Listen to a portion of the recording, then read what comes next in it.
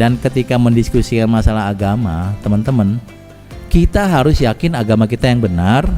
Saat mendiskusikan kita yakin, tetapi kalau nggak diterima ya sudah, nggak apa-apa. Nah, supaya tidak mendiskusikan agama malah bikin berantem. Nah, di sini hum yunshirun, Tuhan-Tuhan yang mereka bikin itu nggak bisa menciptakan makhluk hidup. Orang mereka sendiri nggak hidup. Ini yang dilakukan Nabi Ibrahim itu kan contoh yang paling asik. Nabi Ibrahim itu kan menurut saya, kalau saya salah mohon maaf, tapi kalau saya benar alhamdulillah. Nabi-nabi itu menjadi nabi itu beda umur. Yang paling keren itu Nabi Isa, bayi sudah jadi nabi. Qala inni Abdullah ataniyal kitab wa ja'alani nabiyan. Sudah jadi nabi masih bayi itu. Udah jadi nabi, bisa debat, bisa ngomong. Wah, hebat banget. Dari ibu yang suci pula. Kalau Nabi Muhammad usia 40 tahun. Kalau Nabi Ibrahim saat menjadi ABG, qalu sami'na fatan yadhkuruhum yuqalu lahu Ibrahim. Ya mungkin usia SMP jadi nabi. Keren banget ya. Usia SMP Anda masih main PS, masih ngumpulin tazos. Yang cewek-cewek masih ngumpulin karet gelang. Dibuat itu loh yang karet-karet motoran itu. Nabi Ibrahim jadi nabi. Nabi Ibrahim sederhana. Ketika orang-orang mau berpesta, Nabi Ibrahim diajak, "Him ikut yuk." Enggak, faqala ini sakim. Saya lagi sakit hati. Tapi enggak disebut sakit hati, faqala ini sakim. Orang pergi semua, dia bawa kampak, dihancurin semua patung-patung, hancur semuanya. Yang satu dibiarkan, ditaruhlah itu kampak yang paling besar. Orang-orang mau beribadah di tempat dewa-dewa itu, dewanya hancur. Ada yang kaget, dewa saya mana? Mas, itu mas, jangan diinjek dewa saya. Ada yang putus tangannya, badannya, semuanya hancur, semuanya sedih. Ya kok dewa saya hancur, ini belinya mahal, mana kredit. Lah kan gak semua orang kaya bisa beli Tuhan. Lah Tuhan dijual. Saya nggak tahu ya, logika sederhana saja orang bisa gagal ya. Karena itu bersyukurlah bahwa kita tidak masuk orang yang gagal berlogika. Masa menyembah batu. Kemudian orang mencari tahu gampang, ini pasti Ibrahim karena dia doang yang rese. Panggil lah. Qalu fa'tu bihi ala a'yunin nas la'allahum yasyadun, kalau nggak salah ya. Ditanya, anta fa'alta hadza bi alihatina ya Ibrahim, ente yang bikin ini Ibrahim.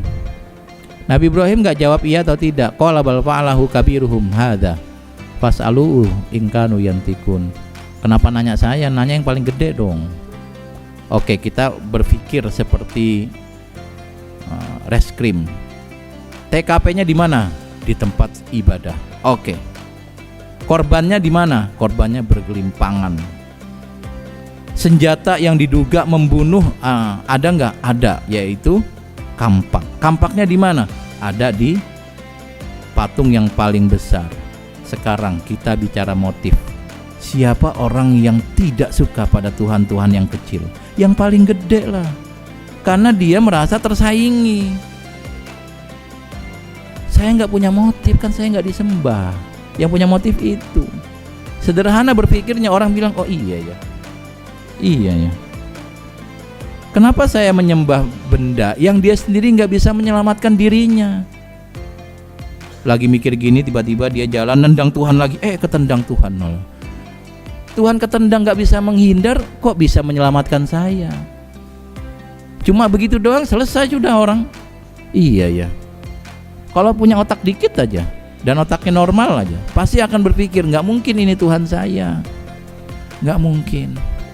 Lagi-lagi untuk konsumsi kita, karena kita yakin agama kita benar, bukan agama yang dibuat. Kalau nanti hal ini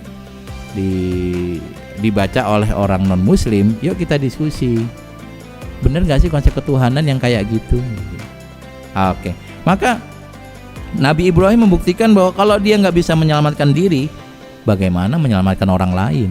Kalau dia kemudian tidak hidup, bagaimana menghidupkan alam?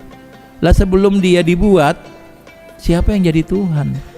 Ketika dia hancur, siapa yang jadi Tuhan? Lo kan sederhana begitu. Itu anak ABG lo, ya Allah ya. Kita di mana ya saat SMP ya? Nabi Ibrahim belum dapat wahyu udah kayak gitu ya. Masya Allah, sudah mempertanyakan ya abati lima ta'bud Mala yasma'u wala yubsiru wala yugni angka syai'an. Bapak kenapa nyembah sesuatu yang kayak gini sih? Itu masih ABG berani ya.